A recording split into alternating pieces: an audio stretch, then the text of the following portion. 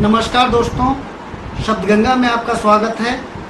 हमारे साथ है सीतापुर के युवा साहित्यकार अर्पित मिश्र तेजस जी। आइए इनसे बात करते हैं। आपने जो है ये साहित्य में कब से आए और ये कविताएं लिखने का जो आपका है ये कब से है? कविताएं देखिए, जैसा कि आपने बहुत खूबसूरत प्रश्न पहली बार में पूछा। सबसे पहले कि शब्दगंगा के परिवार को आपको बहुत बहुत धन्यवाद कि मुझे मौका दिया यहाँ पर बोलने के लिए। देखिए, कविता जैसा कि आपने बताया कि कब से शुरू किया, कविता को शुरू नहीं किया जाता। कविता व्यक्ति की रक्त प्रवाह में होती है, कविता लोगों के संस्कारों में होती है, कविता सनातन धर्म के संस्कारों में होती है। हमारे बड़े कवियों ने लिखा कि साहित्य संगीत कला विहीना साक्षात पशु पुक्ष विषाणहीना। वह व्यक्ति उस साक्षात पशु के समान है जिस व्यक्ति के पास साहित्य नहीं है, कला नहीं है। इसलिए प्रत्येक व्यक्ति में साहित्य और कला विद्यमान होती है जन्म से ही।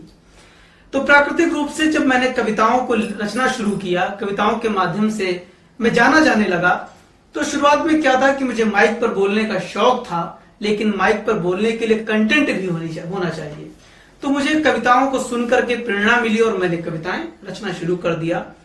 आपकी कोई ऐसी रचना है जो बहुत ज्यादा चर्चित हुई? जी बिल्कुल, बहुत ज्यादा। मेरी एक कविता सीतापुर जनपद में लोगों ने बहुत सराही, लोगों ने बहुत सुना और उसको बहुत लोकप्रियता दी।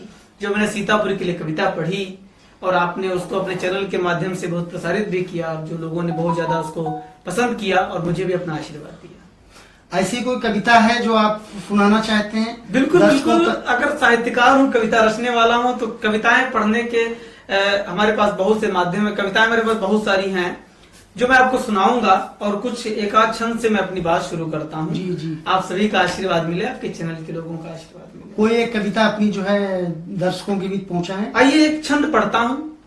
जीवन में क्या होता है कि जीवन में बहुत सारे संबंध जुड़ते हैं, बहुत सारे लोग हमारी जिंदगी में आते हैं और आने के बाद छोड़कर चले जाते हैं। कई बार ऐसा होता है, आपके भी जीवन में घटित हुआ होगा। तब एक छंद रखता हूं, आपका आशीर्वाद मिले। सुनिएगा कि यदि ख्वाबों का ताज सिर ढोने चले हो आप, टूट जाते ख्वाब और ताज ढह जाता है। और फक्कड़ सा फकीर कोई राह चलते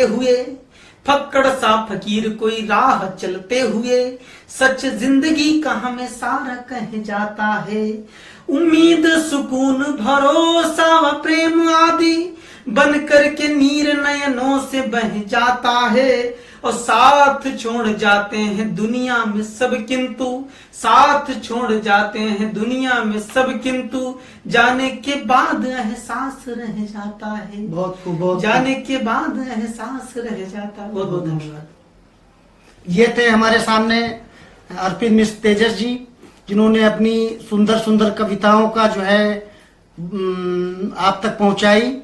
और इनकी कविताएं देखने के लिए आप शब्दगंगा के YouTube चैनल पर जाएं और इनकी ढेरों कविताओं का आनंद उठाने के लिए आप शब्दगंगा चैनल को सब्सक्राइब करें और सबसे पहले जो है इनकी कविताओं को सुनें और देखें।